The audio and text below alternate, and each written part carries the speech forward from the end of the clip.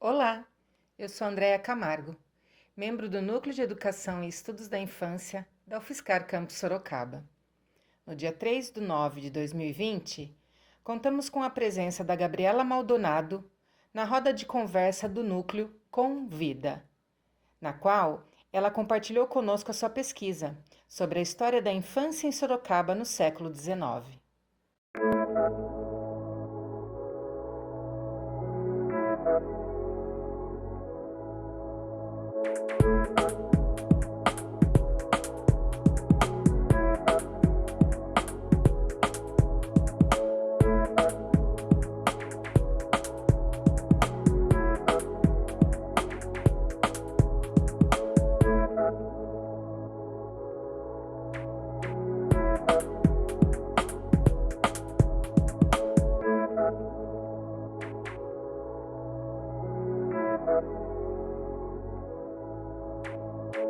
Boa noite a todos e todas.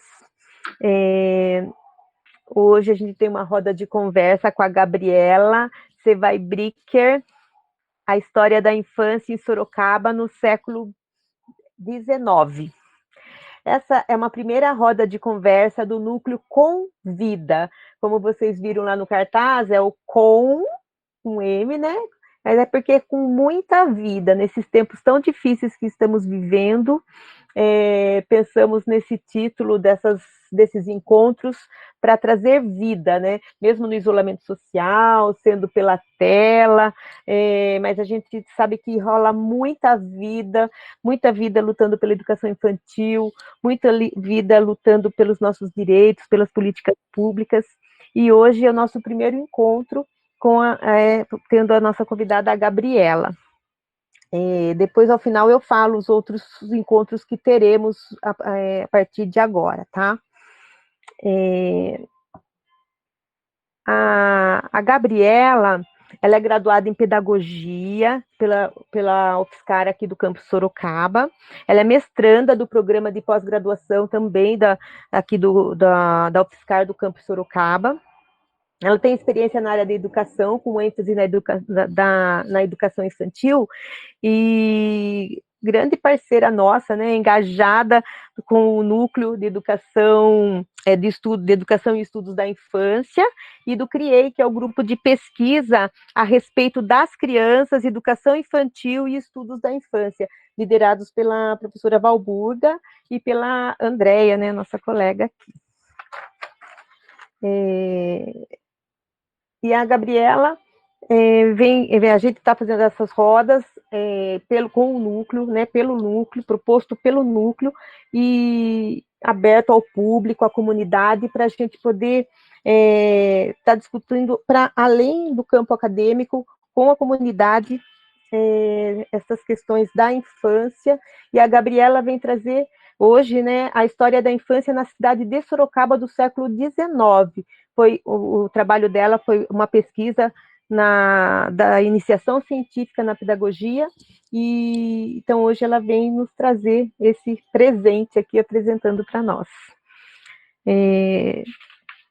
Gabriela, passo para você a palavra agora, tá? Obrigada, Rô.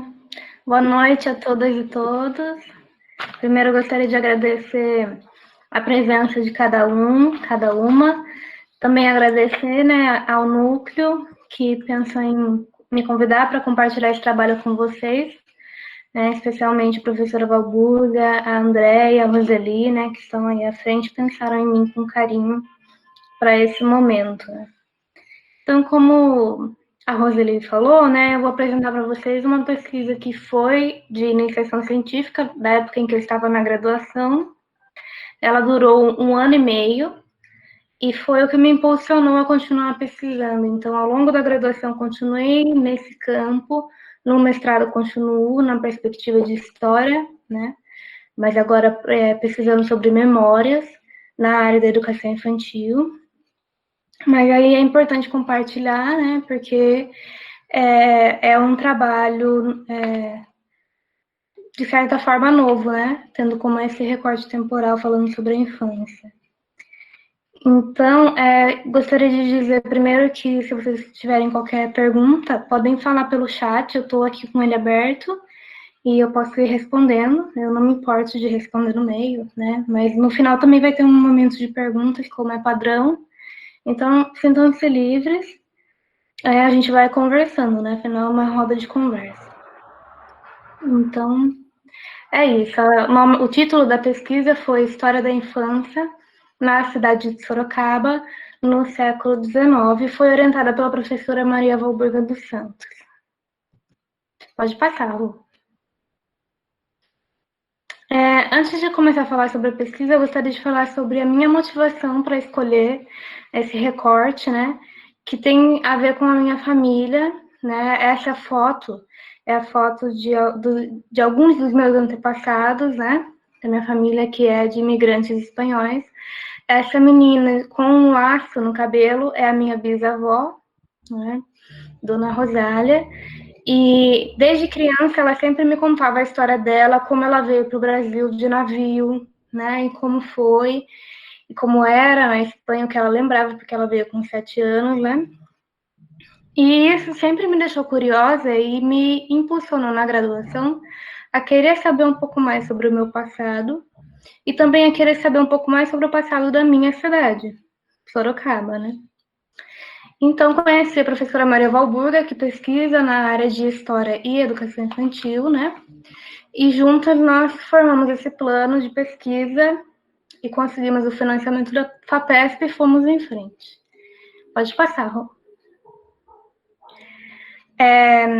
Uma outra motivação para escolher o recorte temporal do século XIX foi o fato de que não existem trabalhos sobre a infância nessa época, né? São poucos os historiadores que se voltaram para essa época em Sorocaba, né? E os historiadores que fizeram isso não citam crianças e têm um olhar tradicional da história. O que isso significa, né? A história tradicional é um paradigma que busca narrar o que aconteceu, sempre evidenciando personagens de alto destaque, né? E, na maior parte das vezes, focando em acontecimentos políticos. Então, a história tradicional evidencia Baltazar Fernandes, Matheus Mailaschi, né?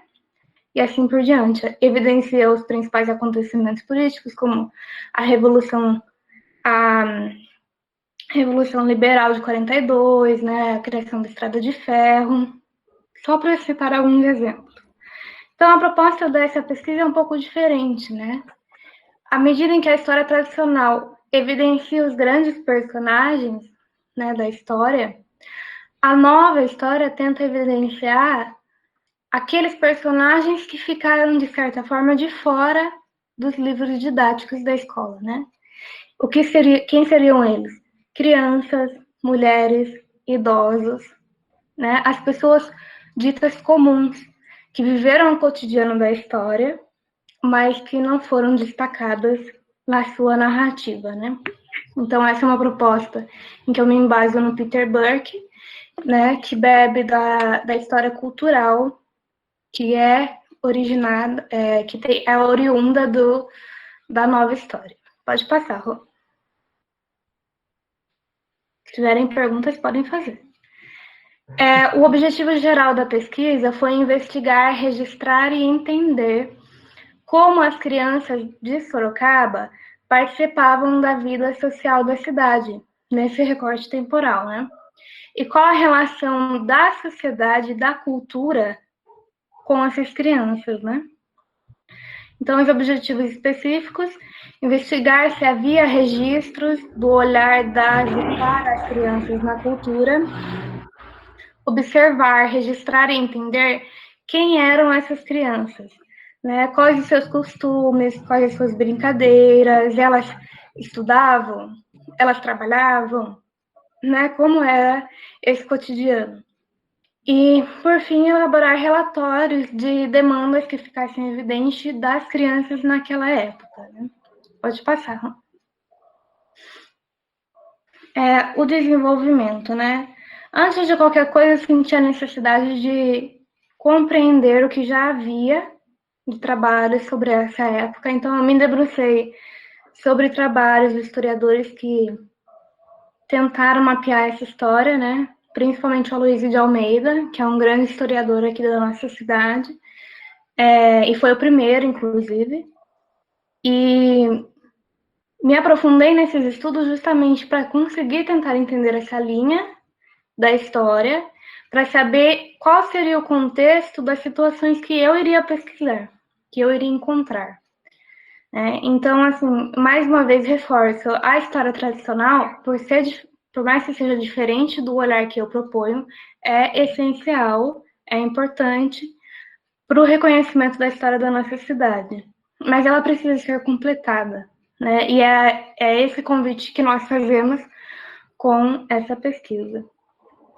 Depois desse mapeamento, né, que eu fiz desde o século XVII ao XIX, baseado nas obras do Aloysio de Almeida, eu me propus a fazer um mapeamento de fontes documentais na cidade. Então, eu procurei alguns lugares, como o Gabinete de Leitura Sorocabano, a Biblioteca Municipal de Sorocaba, a Biblioteca Infantil, o Mosteiro São Bento e a Cúria Metropolitana. De todos esses lugares, apenas 2... Pode passar, Rô. Passa mais um? Então, apenas 2 se mostraram úteis para o que eu queria, né? Os outros, a Biblioteca Municipal e a Infantil não tinham, infelizmente, documentos antigos, né? O Mosteiro São Bento até tinha, mas como está em restauração, estava naquela época e ainda está, né? Não me permitiu acesso às documentações. A Cúria Metropolitana me permitiu acesso online às certidões de batismo e de casamento. No entanto, essas certidões estão todas manuscritas e foi praticamente impossível para mim para conseguir entender o que era escrito ali naqueles documentos. Então, eu optei por seguir pelos documentos do gabinete de leitura, que eram guardados como essa foto, trouxe para vocês verem. Essa é uma encadernação de periódicos do Diário de Sorocaba, se eu não me engano. E eles encadernavam assim, geralmente juntando de 1 ou 2 anos, na mesma encadernação, todas as publicações que houveram daquele jornal. Pode passar, Ron.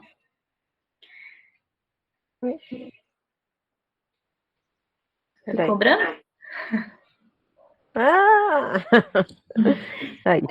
Então, aqui eu trouxe para vocês um exemplo da foto dos documentos que a Cúria me disponibilizou, para vocês verem a caligrafia. Eu sei que ficou pequena por causa do slide, mas dá para entender distintamente uma letra ou outra, mas não o contexto nem as palavras. Pode passar, Rô. Então, aqui, né, a relação de documentos que eu encontrei do século XIX no gabinete de leitura. No total foram 62 documentos, mas eu não analisei todos eles, eu analisei apenas 34, porque nem todos eles seriam úteis para o que eu estava me propondo como problemática da pesquisa. Então, o que eu usei como critério para selecionar foi aqueles documentos que poderiam me trazer características do cotidiano da cidade. Ou seja, os jornais, né, 2 livros que eu achei que seriam mais interessantes. Analisei 9, mas no fim dessa análise decidi que só 2 seriam úteis, né? E aí, como conjunto de documentos vocês veem, era um conjunto apenas com documentos aleatórios, tinha até, inclusive, folhas de livro ponto de professores de uma escola, mas a escola não era identificada, nem o ano. Tinha a lista de chamada também, que não era identificada. Então, apesar de ter sido interessante, acabou não sendo muito útil para o problema da pesquisa. Pode passar, Rô. Aqui eu começo falando sobre o documento mais antigo que eu encontrei, que foi um livro cujo nome era Curiosidades Brasileiras e foi escrito por um sorocabano, Gabriel Medeiros. Ele escreveu esse livro em 1864. E, apesar do livro não ser descritivo, né? Ele gira em torno de uma história. Na escrita do Gabriel Medeiros é possível identificar muitos itens, muitas questões que definem a sociedade naquela época, né? Ou poderiam definir, né? Pelo menos a minha interpretação. Então, a história do livro gira em torno de um carro de bois que traz para a cidade um caixote de madeira muito grande e vai entregar para a pessoa que encomendou, que mora ali. E nesse trajeto do carro de bois, todos os moradores seguem esse carro com curiosidade de saber para quem ele seria entregue e o que teria dentro. E nesse trajeto, que é feito inclusive pelo autor, ele vai descrevendo os diálogos que ele escuta das pessoas pelo caminho onde ele passa. Uma coisa interessante que ele cita é que lá já haviam 18.200 moradores, sendo 4.400 escravizados. Ele cita também sobre uma parte da economia. Ele fala que havia fábricas de chapéus, velas e algumas que teciam o algodão. Ele fala um pouco sobre a Feira de Moares, que era majoritariamente, segundo ele, composta por gaúchos, o que é um dado interessante, né, porque é um marco histórico da nossa cidade, mas se era composta majoritariamente por gaúchos, onde estavam os sorocabanos, né? Então, ele fala sobre a divisão de classes da época, porque ele descreve os diálogos de pessoas questionando a situação econômica da época, porque eles estão em ano de eleição e, na verdade, o assunto que move todas as conversas, no fundo, é a eleição. Ele representa também o descontentamento de um professor com seu salário. E, por último, que é o que para mim foi mais importante, que saltou aos olhos, foi um trecho em que ele se cansa e senta para descansar na janela de um casarão. Enquanto ele senta, ele escuta e vê uma cena dentro da casa com uma família. E eu trouxe o trecho rapidinho para ler para vocês, porque ele representa muitas coisas para a gente pensar. O trecho começa entre um diálogo entre uma mulher e o seu esposo, e a mulher diz assim: eles estão discutindo sobre política. Ao menos não havemos de brigar loucamente como fazem os homens por causa das eleições. Doidos que em muitos lugares até se matam uns aos outros. E afinal, os que comem o pão de ló são os meninos. Eu também quero pão de ló, gritou um menino que naquele momento chegava da escola todo borrado de tinta, um menino Peralta, presumido rusguento, endiabrado, que atirava pedras velhas nos colegas e em todas as pessoas sérias que o advertiam dos seus erros. Eu quero comer pão de ló, bradou ele com toda a força, lançando no chão o cartapacho. Qual pão de ló? Disse o pai do menino. Cala essa boca. Tua mãe falava em eleições, assembleia, ministério. Pai, eu quero comer assembleia, continuou o menino meio chorando. Eu quero um pedaço de ministério. Eu quero um pedaço. Deixe estar, nhonhô, acudiu uma donzela que parecia ser irmã do menino malcriado. Deixe estar, nhonhô, repetiu ela. Você há de ser deputado, há de ser presidente, há de governar muitos velhos e respeitáveis. Papai, tornou o menino, limpando as lágrimas. Eu quero ser deputado. Deixa, eu quero ser presidente. Ora, vejam que fedelho. E por que não? Bradou uma velha nariguda e fanhosa. Olhai, meu neto, você também há de ir para lá. Aonde, vovó? Para aquele barulho que está ali fora? Esse é um trecho, né? Que apesar de curto, é muito significativo, né? Muito rico, se a gente souber interpretar, né? E pela minha interpretação, eu levantei alguns pontos. A primeira observação é que, durante todo o caminho, e nenhuma vez o autor cita a presença de uma criança na rua, nem que seja brincando, nem que seja correndo, porque ali estavam vários moradores, curiosos para saber o que estava acontecendo. E provavelmente deveria haver alguma criança também curiosa, mas ele não descreve. O único momento em que ele descreve uma criança é dentro de uma casa, ou seja, entre quatro paredes. Então, isso pode ser uma simbologia de que as relações familiares, o trato com as crianças e com as mulheres se dá dentro da casa, não publicamente. Esse é um ponto, né?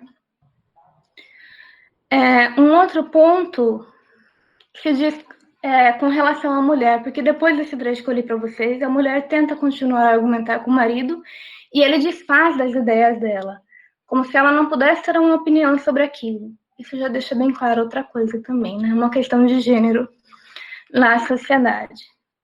Outra questão é o fato de que o menino quer participar da conversa, mas não se dão ao trabalho de explicar para o menino o que significa aquele assunto, e não deixam que ele se expresse também. Ele é retirado da conversa.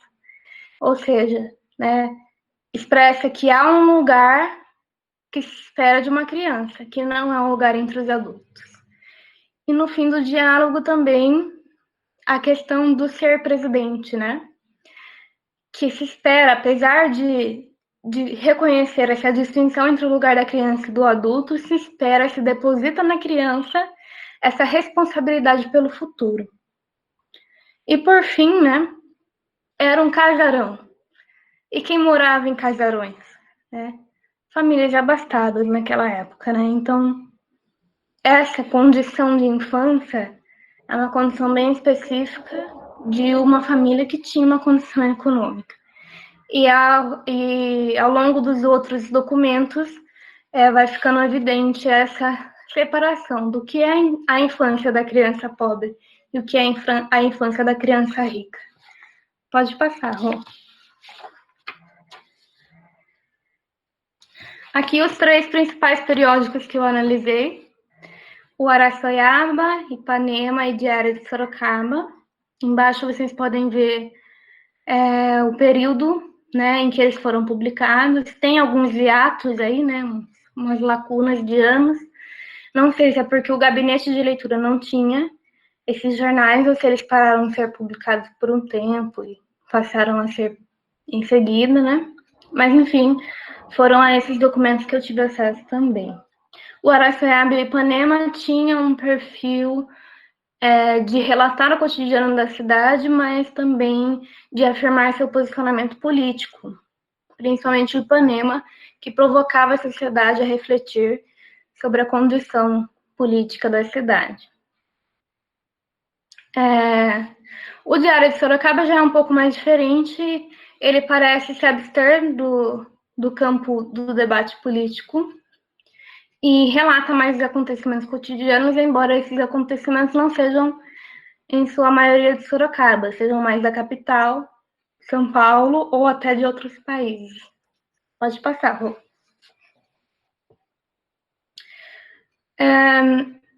A maioria desses periódicos citam as crianças nos seus obituários. O lugar em que mais aparecem as crianças são os obituários.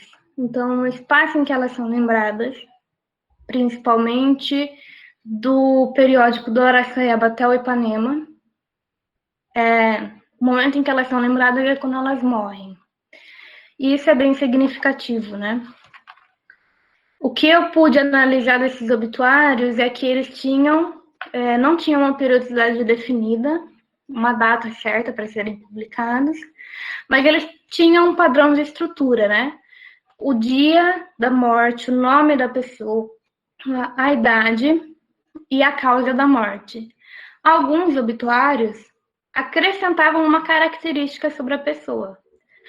Às vezes, a condição, se era solteira ou não, se era filho de alguém importante ou não. E às vezes, se era escravo ou não. E nos casos em que era escravo, aparecia ao fim da descrição, entre parênteses, óbito por esmola. Isso também é significativo, porque pode mostrar que para ser publicada aquela morte, deveria ser cobrado um valor.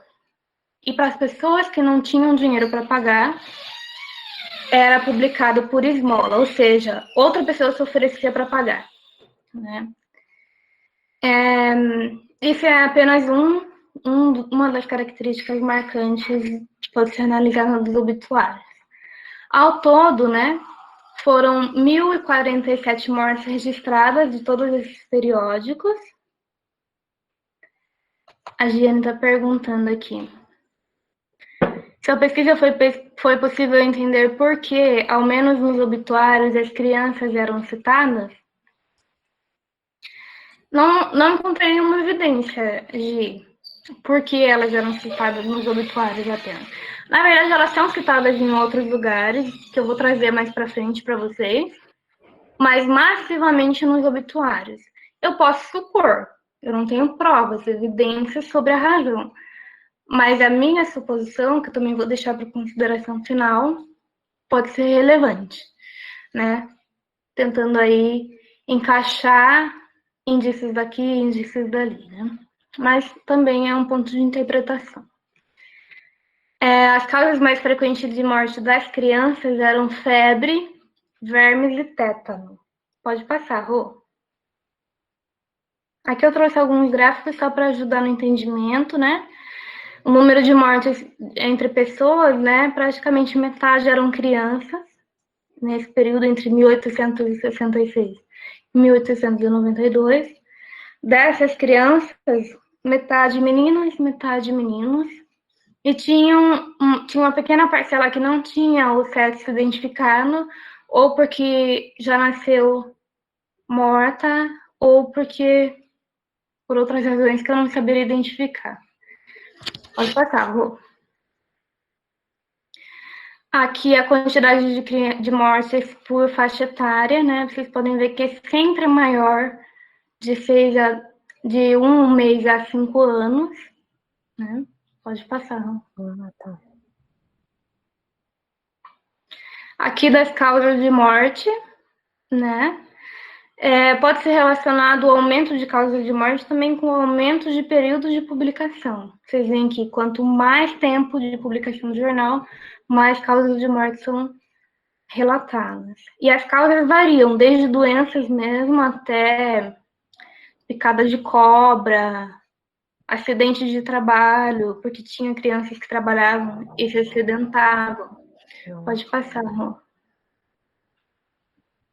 Aí uma relação de pessoas escravizadas e pessoas livres, o que novamente pode não significar que havia poucos escravizados, porque como eu disse lá, pelo entre parênteses, por esmola, né, o fato de não haver muitos registros das mortes de pessoas escravizadas não significa que elas não estavam ali, significa apenas que elas não tinham familiares com dinheiro para pagar aquelas publicações. Pode passar. Aí, sobre o corpus dos periódicos, né? Saindo um pouco dos obituários, como eu falei para a Giane, né? Em que outros momentos as crianças são citadas, né? Então, os periódicos eram formados por informes, reportagens, anúncios e alguns continham poemas, né? Os informes eram notificações curtas, geralmente de 1 ou 2 parágrafos, sem um título, e na maioria dos periódicos é nesses informes em que as notícias sobre o pessoal de Sorocaba está. Então, sempre muito concisas, mas estão ali. Pode passar. Eu trouxe aqui alguns exemplos, só para vocês entenderem, para a gente discutir um pouco mais sobre eles também. Ia pedir para alguém se alguém poderia ler, por favor. Algum voluntário? Posso ler. Às 7 horas, mais ou menos, da noite de 2 do corrente, Foi encontrada no corredor da casa onde reside Adão Pereira do Carmos, à Rua do Bom Jesus, uma criança do sexo masculino completamente nua e envolta em um lençol. Diário de Sorocaba, 7 de julho de 1883. Obrigada, Gi. Então, aí, essa é uma transcrição que eu fiz. Está escrito desse jeito diferente, porque eu transcrevi fielmente o que estava no periódico. E aí descreve uma situação frequente, né, no século, que é o abandono de uma criança, né? E informes como esse se repetem durante o século. Há uma quantidade considerável. Mas o que é característico é que essas crianças que são abandonadas na casa de outras pessoas, nas portas, né? Então não há um lugar específico onde elas são abandonadas, como há em São Paulo, havia em São Paulo, por exemplo, da roda dos, né, da roda dos enjeitados, né? Que há inclusive a foto que havia nos conventos, né? As pessoas deixavam a criança dentro de um espaço de madeira, giravam a portinha e a criança virava para dentro daquele recinto, né? Sem a identificação de quem a deixou ali, enfim. Em Sorocaba não há evidências de que houvesse um lugar como esse, como que havia em São Paulo. Mas há evidência de que havia abandono de crianças, né? E, em geral, desse jeito, na porta da casa de outras pessoas. Pode passar, Rô. Mais alguém para ler? Ou agir mesmo?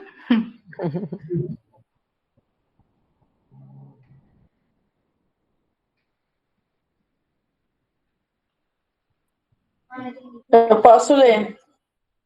Tá bom, vai lá, pá. Reportagem: As crenças. Conquanto tratarmos de assunto de que todos, mais ou menos, são conhecedores. Nem por isso será ocioso ocupar-nos dele um pouco, e de forma que não deixar de ser curioso. Trataremos de ser minucioso e é agradável no assunto de que ora nos ocupamos. Nasce uma crença, naturalmente, é uma novidade na família, que já pelos meses contados esperam o acontecimento, não falando nas ansiedades e prazeres paternos, quase sempre desfrutáveis nessas ocasiões. Seguem-se as participações e os parabéns dos parentes e amigos. Chegam as visitas. Diário de Sorocaba, número 888, 18 de fevereiro de 1885. Obrigada, pá. Então, esse é um trecho de uma reportagem. As reportagens eram publicadas sem um tempo previsto também, mas quando eram publicadas, geralmente pegavam de 1 a 2 páginas inteiras de um periódico, e às vezes até eram divididas em partes. Uma semana era publicada uma parte, outra semana a outra, e assim por diante. Essa é uma reportagem que fala sobre as crianças, e ela descreve uma realidade romantizada, né, do nascimento de uma criança numa família que espera por aquela criança. E eu pus justamente para fazer um contraste com o outro slide que a gente acabou de ler, né? Que é uma criança abandonada. Para contrastar essas duas realidades, né? Essa realidade da reportagem, que se vocês lessem na íntegra, vocês vão ver que parece um comercial de margarina. Que é uma família feliz, toda em volta daquela criança, né? E já no outro caso, que é uma situação triste, né? Lastimável, é descrita em um parágrafozinho, né? Olha o destaque para o comercial de margarina, olha o destaque para a realidade sorocabana. Então, só queria destacar esses pontos. Pode passar. Se alguém quiser falar alguma coisa, pode falar também, tá, gente? Mais um voluntário?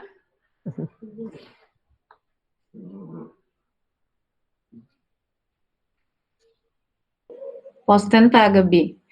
Vai lá. Parece outra língua, né? É bem diferente mesmo. Escolas. Se alguém visitar as escolas... Estão ouvindo bem? Sim. Sim. Se alguém visitar as escolas públicas desta cidade e vir que os meninos abafam em umas estufas, que não há bancos suficientes, nem mesas, nem livros, nem modelos, quem observar o descontentamento do professor e a tristeza do aluno, pensará que só aqui o ensino vai de rastos.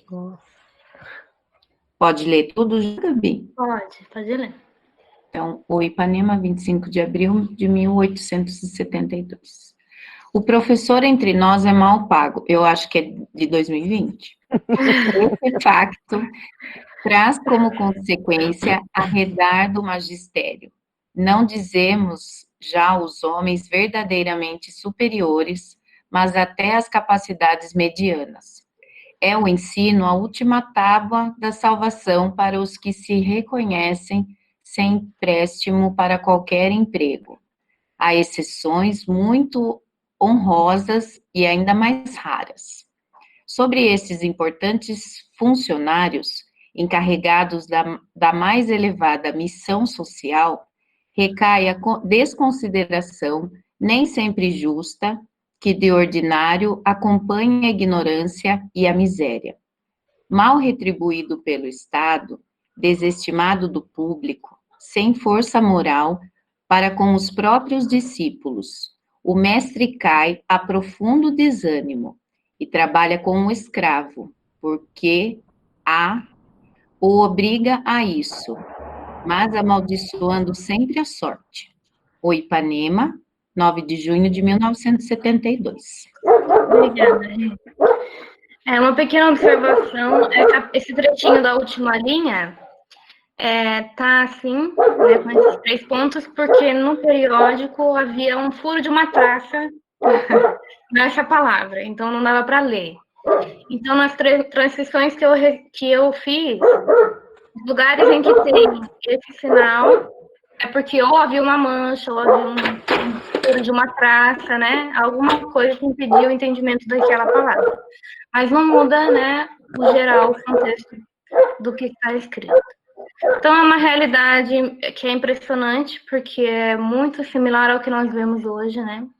A Marina escreveu: eu gostaria de saber se durante a sua pesquisa você conseguiu alguma informação se o abandono de meninas era maior que o de meninos na época, já que sabemos que esse fato era e ainda é recorrente em outros países. Não consegui, Marina. Como eu comentei, havia poucos registros sobre crianças, né? Consegui levantar alguns dados sobre mortes. Agora, sobre abandono de crianças, eu consegui constatar que havia, pelos informes dos enjeitados, né? Mas quantidade, isso não foi possível.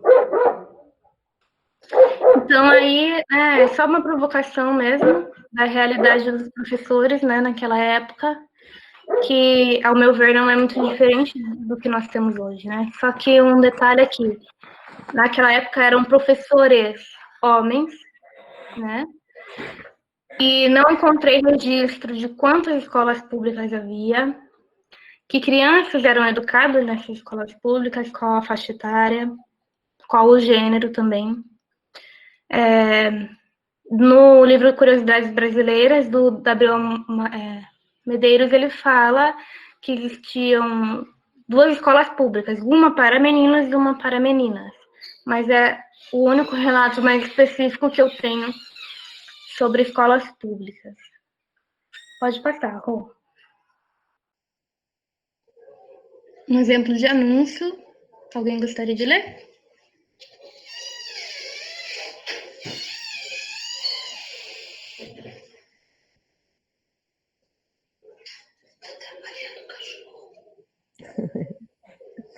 Eu posso ler, Gabi. Pode ir. Externato. O abaixo assinado faz ciente a quem interessar que estabeleceu nesta cidade um externato para o ensino primário e secundário, cujas aulas acham-se abertas desde 15 de janeiro próximo findo. Os alunos pagarão mensalmente a quantia de 5.000 réis por cada matéria que aprenderem, e passando de 2, mais metade desta quantia por cada matéria acrescida.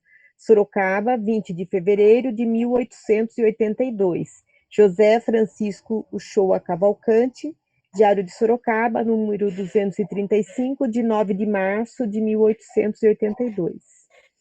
Então, aí, né, uma propaganda da abertura de uma escola privada, que ao decorrer dos periódicos, quanto mais vai se encaminhando o século para o fim, mais frequentes estão sendo esses anúncios. Então, você vê um aumento da oferta de escolas privadas. Renata, é uma escrita bem diferente mesmo, né? Imagina eu transcrevendo isso no Word e ele todo vermelho, me falando que tudo está errado. Pode Ô, passar, Gabi, amor. posso fazer um comentário só a respeito Pode, disso? pode. Não, é que eu achei interessante, né? E além da escrita ser confusa, eu acho que se alguém que trabalha assim com propaganda, acho que ia ficar desesperado, né, com essa enrolação, porque essa parte me chamou muito a atenção, né? Passando de 2 mais metade dessa quantia por cada matéria acrescida. Então, assim, tudo muito detalhado, tudo muito minucioso, né? A gente vê como é diferente. Outra relação que eu fiz também da escrita, que eu fiquei prestando atenção, que no outro slide estava escrito alunos, um M e um N. Daí eu não sei se eu não sei se eles foi erro de digitação do jornal ou Não. será que variável. Você sabe dizer? A partir desse período em diante, aparece menos, mas anteriormente a ele, sempre que se escreve aluno, é MN. Não sei dizer porque mudou a escrita, mas como é frequente antes, eu não acho que seja um erro de digitação, acho que era assim mesmo. Alunos. Ah, legal. Obrigada por explicar, viu? Imagina. Talvez seja relativo à origem da palavra, né? De Sim, lume, né? Relativo a lume, né? Sem luz. Pode ser, pode ser. pode É ir, da Rô. impressão, assim, de um latim menos polido, né? Vamos dizer É, assim. Seria um latim mais bruto, vamos dizer, né? Uhum. Mas muito interessante, Gabi. Muito, muito interessante mesmo. Aqui eu trouxe um exemplo de poema. Na verdade, eu trouxe 3, porque cada um deles mostra um aspecto que eu gostaria de ressaltar.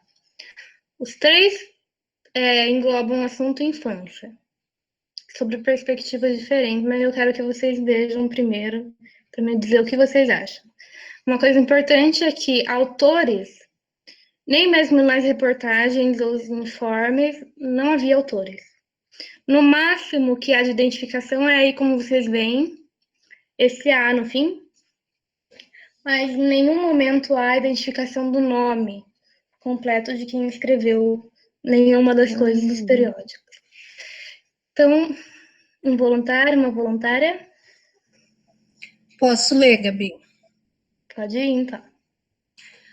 A infância é como a dalva estrela matutina, que pouco a pouco esvai-se à luz do sol nascente, mais pura do que o orvalho e a linfa cristalina, mais bela do que a brisa em rosas recendentes.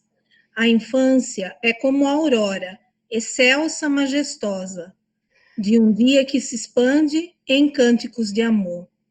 Prenúncio de uma vida alegre e venturosa, de primavera eterna, aberta toda em flor. O Ipanema, 29 de setembro de 1872. Legal. Pode passar para a próxima, Ru? Depois que a gente ler as 3 poesias, eu gostaria que vocês dissessem o que vocês acharam. Quem mais quer ler? Volta mais um. Volta um. Ah, eu passei muito? É, Eu aí, achei mesmo que aqui falou a estrela d'alva. outra coisa que eu queria acrescentar é que não é à toa que as poesias não têm título. Elas realmente não tinham, tá? Pode. Quem vai ler agora?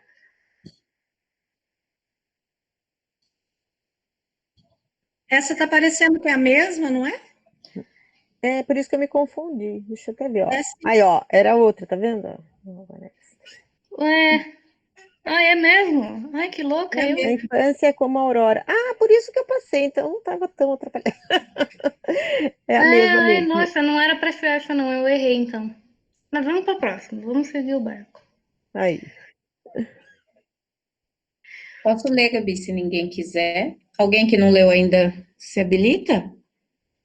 Podemos chamar algum nome também, né? Ai, tô brincando. Alguém se habilita? Pode ir você mesmo. Vou ler, então. A filhinha do pobre. Minha mãe tão pobrezinha, coitadinha. Não tem nada para me dar. Cada hora dá-me um beijo e depois fica a chorar. Minha mãe deu-me um tesouro, não de ouro, que ela é pobre, a nada tem. Mas a lição de virtude é um tesouro também. Escuta, filha querida, minha vida, cada dia ela me diz. Segue a lição que te ensino, que serás infeliz. Da mulher toda a riqueza é a pureza. Ó filha, confia em Deus. Sê casta e boa, que os anjos hão de croar-te nos céus. Alguém gostaria de falar alguma coisa sobre essas duas poesias? Alguma observação?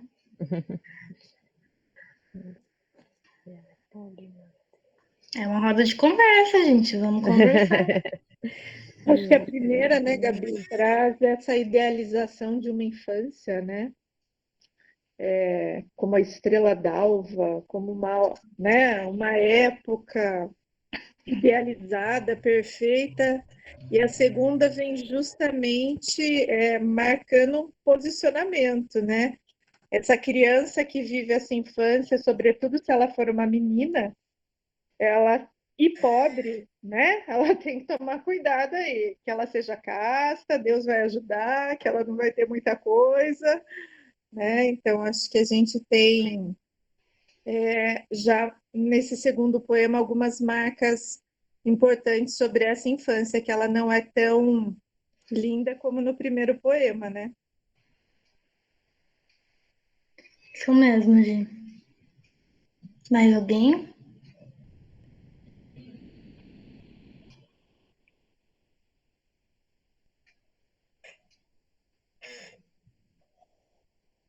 Nesse slide era para eu ter posto outra. Acho que eu fui no automático, coloquei essa.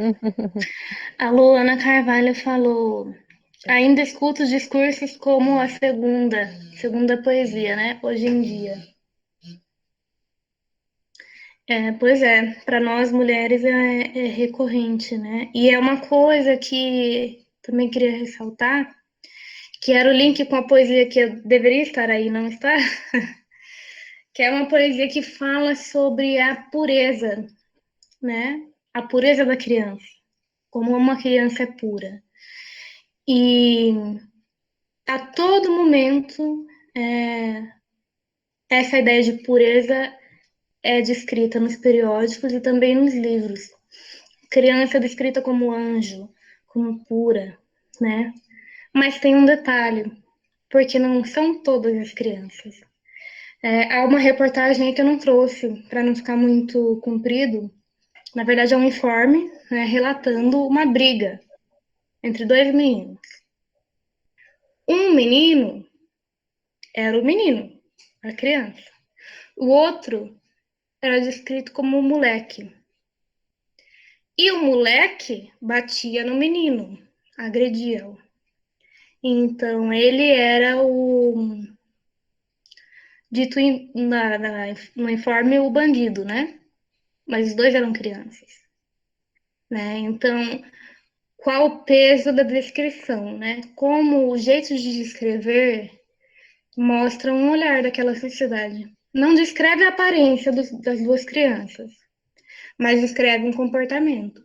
o que é o comportamento próprio de um menino, uma criança pura, o que é o comportamento de uma criança que não é pura, que já vira o moleque, já vira o bandido. Então, isso faz um link com a segunda poesia, porque naquele caso em que eu falei, eram meninos. Aqui é uma menina. E a menina deve ser pura quando criança, mas quando adulta também deve, até que case. Deve conservar a sua castidade. A menina, né? Então é uma coisa também que fica muito, que ressalta muito aos meus olhos, né? Essa interface de gênero a todo momento, né? Aí fazendo essas nuances nos dados. A Giane disse: provavelmente o moleque era pobre, portanto, um termo pejorativo? Eu acredito que sim.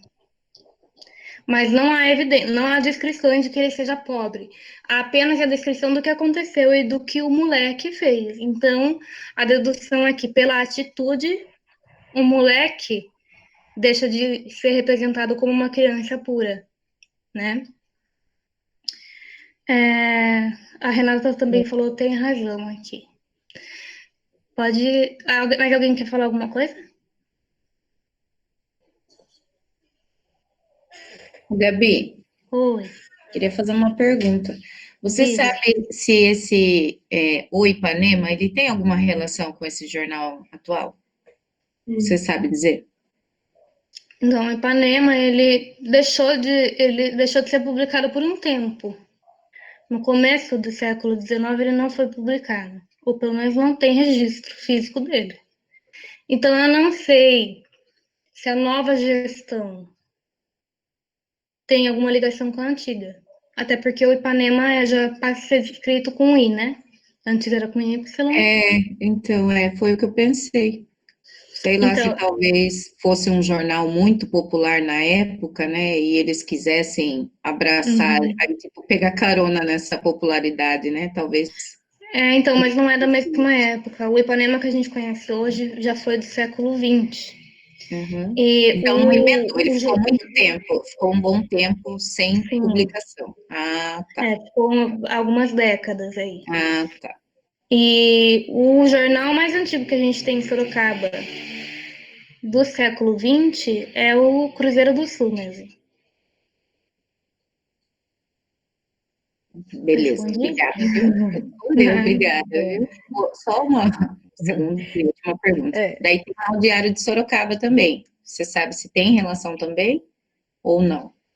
A mesma coisa do Ipanema. Deixou de ser publicado por um tempo, mas eu não sei. Pode ser que tenha ligação na gestão, mas não sei responder. Tá. Obrigada, Gabi. Eu só estou fazendo links entre esses textos que você trouxe, né? A propaganda, o menino e o moleque, né? Porque foge do padrão de comportamento. A escola, que acaba sendo acesso para poucos, e a mãe, só como mulher, ela só tem como dar uma lição para a filha é a reprodução do status, né? De que dessa pureza, dessa tentativa de pureza para poder ser reconhecida e aceita na sociedade, ou pelo menos ser coroada nos céus, né? Quando morrer, se não for quando em vida, né? É bem forte essa condição. Muito bem. Vamos seguir, então? Vamos. Para dar tempo de vocês fazerem perguntas no final, se quiserem. Por fim, o documento mais recente, tendo como padrão o século XIX, né, gente? É o livro Minhas Memórias, escrito pelo Antônio Francisco Gaspar, né, em que ele descreve esse período da vida dele entre 1896 e 1909, em que ele viveu em Sorocaba. Ele era criança na época. E é um livro importante porque também descreve a cidade nessa passagem de século, né?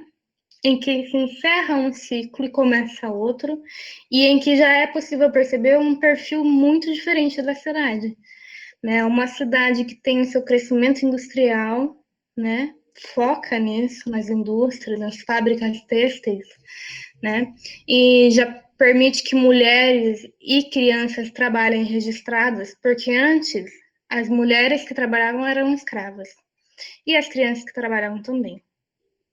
Dessa forma, já todas as mulheres e crianças podem trabalhar. Eu não consegui achar alguma evidência da idade das crianças, a partir de que idade era permitido trabalhar, não consegui achar, mas achei evidências de que crianças trabalhavam.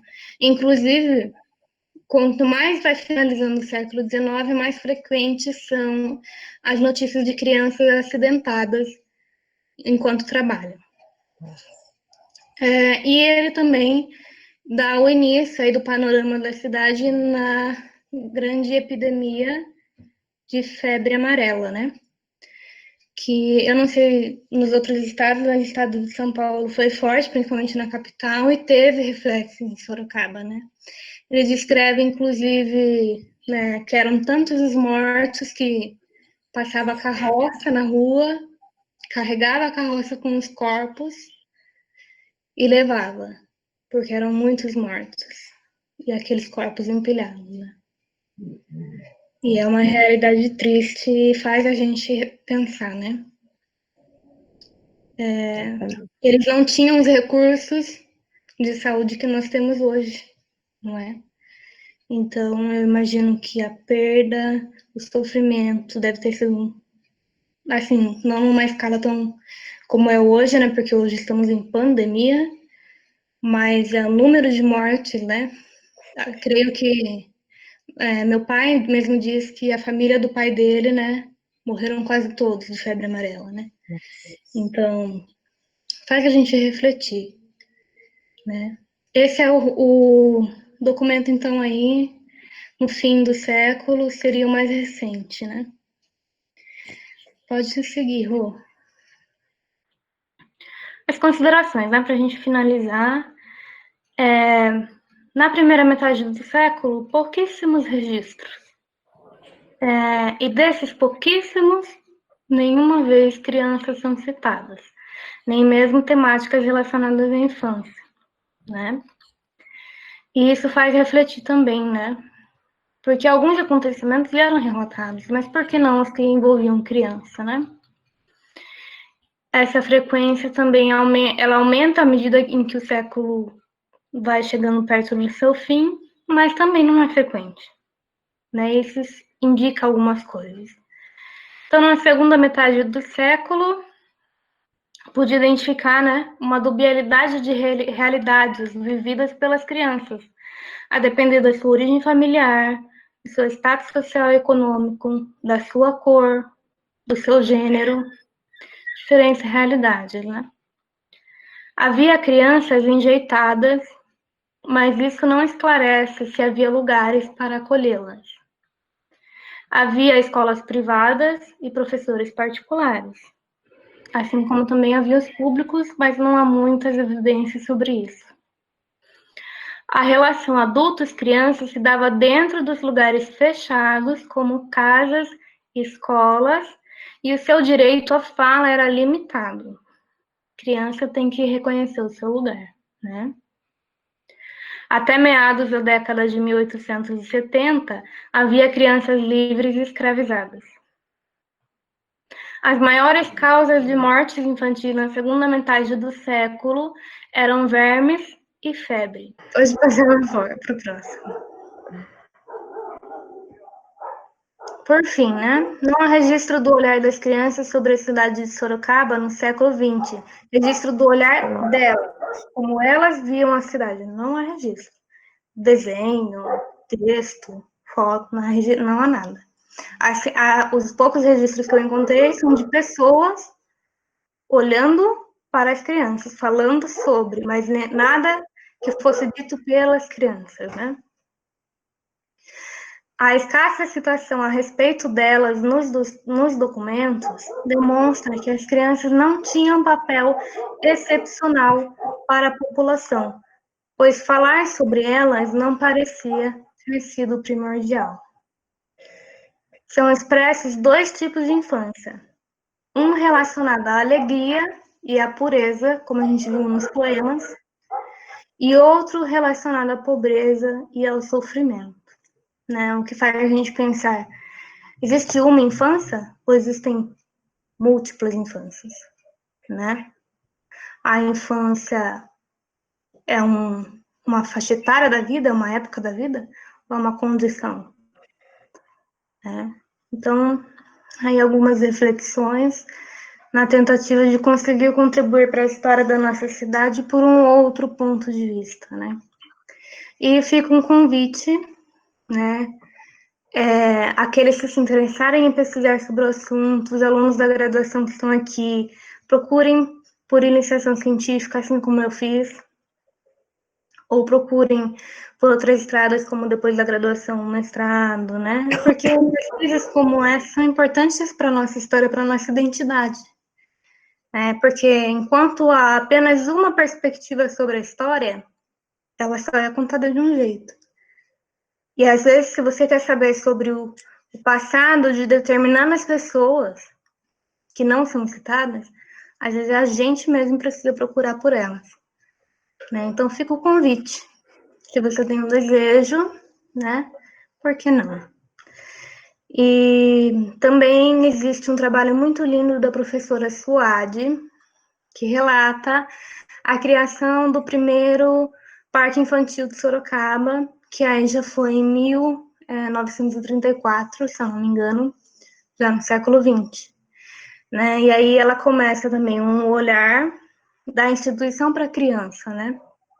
Ela relata sobre a primeira instituição, que hoje já não existe mais, foi demolida para a construção de um terminal, era na Nogueira Padilha. Infelizmente foi demolido, né? E tudo que tinha ali dessa história se perdeu, a não ser o que a professora Suade conseguiu registrar no seu trabalho antes dela ser demolida. Então, o trabalho dela, para mim, é uma representação do quão importante é falar sobre a história, né? Porque uma vez que a creche foi demolida, se um trabalho como o dela não tivesse sido feito, né? Onde estaria a história daquele lugar? Então, ficam aí essas reflexões. Ai, Gabi, parabéns pelo seu trabalho. Acho que vai inspirar muita gente aqui para pesquisar, para pensar na infância, nessas épocas, as nossas histórias das nossas famílias, como foi uma dos motivos que motivou você a começar, e histórias silenciadas, né, dessa infância invisível. Parabéns, viu? Obrigada. Bom, o nosso núcleo convida, segue nas próximas semanas. Já começou com Vida, muito lindo, né? Foi uma roda muito boa. Então, muito obrigado pela presença de todos. Então, encerramos por aqui. Até a próxima. Obrigada, Gabriela.